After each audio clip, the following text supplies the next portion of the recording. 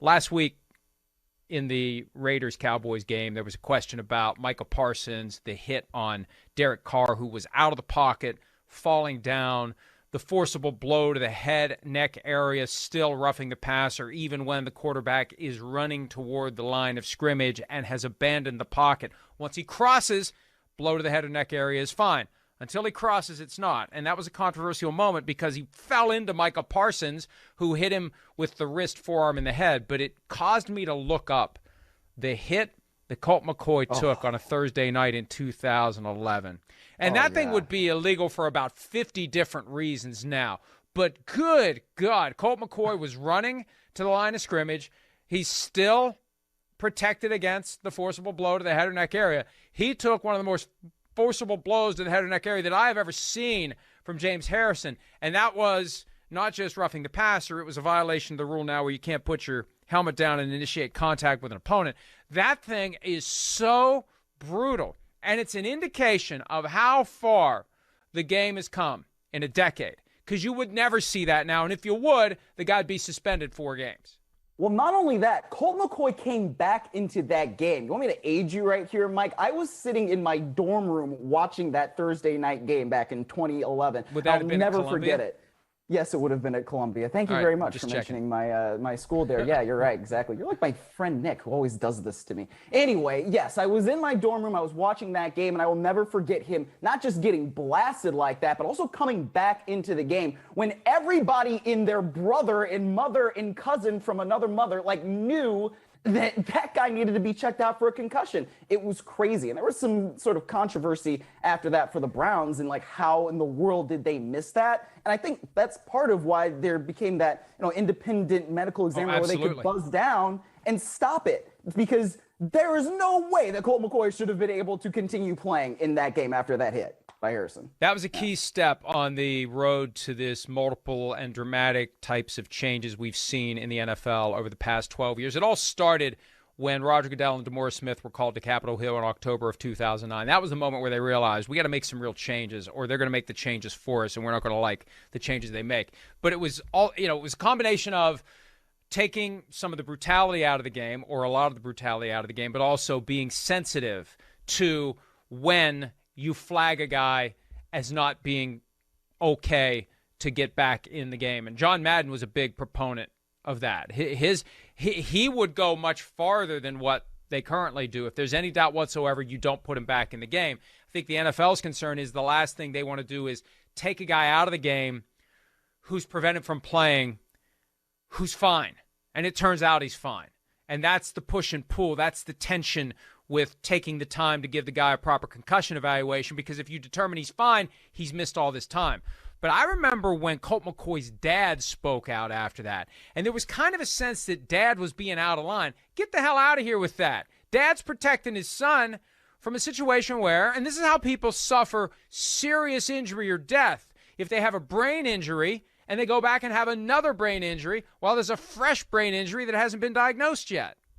Absolutely. No, I remember that too. And, we can talk about, dads making YouTube videos and this and that. And I think that's a little bit of a different discussion than what we're talking about right now, which is really clearly health and safety.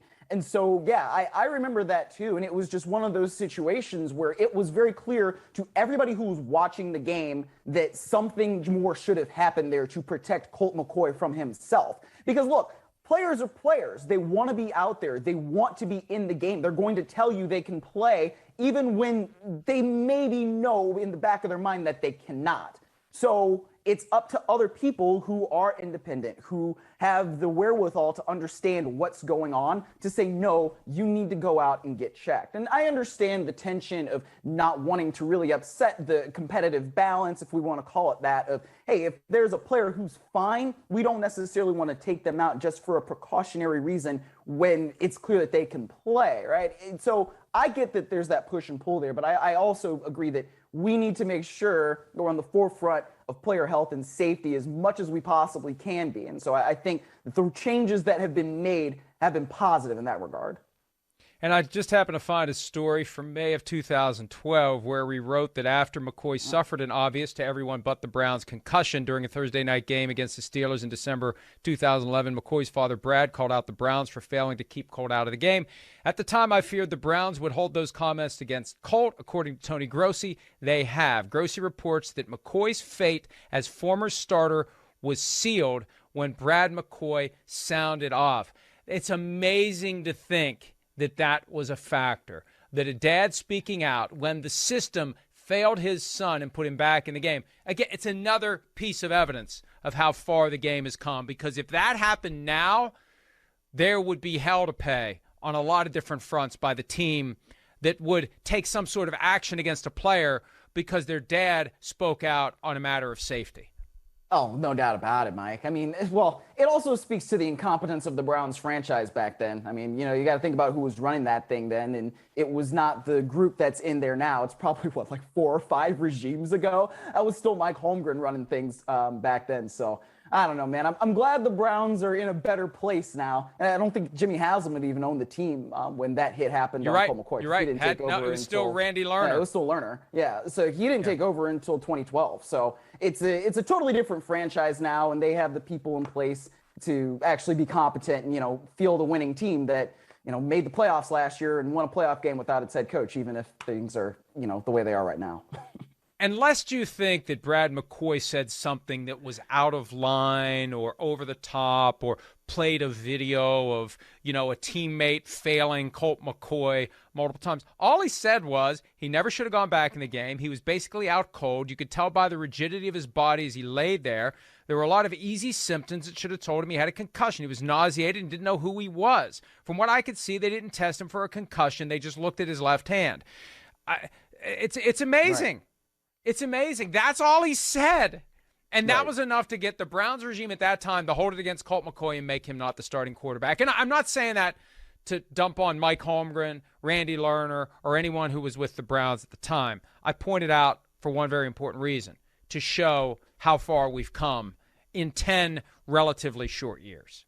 Yeah, it really is. It's been a long progression, and I think that, like I said, it's not perfect now. I don't think anybody thinks it's perfect because it's not, and there's sort of an inherent brain injury risk whenever you're playing football. And so that's why they've done things like take out, the running start with the kickoffs and take out wedge blocks and all these different things because so many concussions have been suffered on those types of plays. So like I said, it's not perfect, but it is better. And I think that we shouldn't let perfect be the enemy of better sometimes. I think that when you can say that progress has been made, it's not always the best thing, but it's at least a positive thing. Hi, I'm Mike Tirico, and thanks for watching. Make sure to hit subscribe for the latest news and highlights from NBC Sports.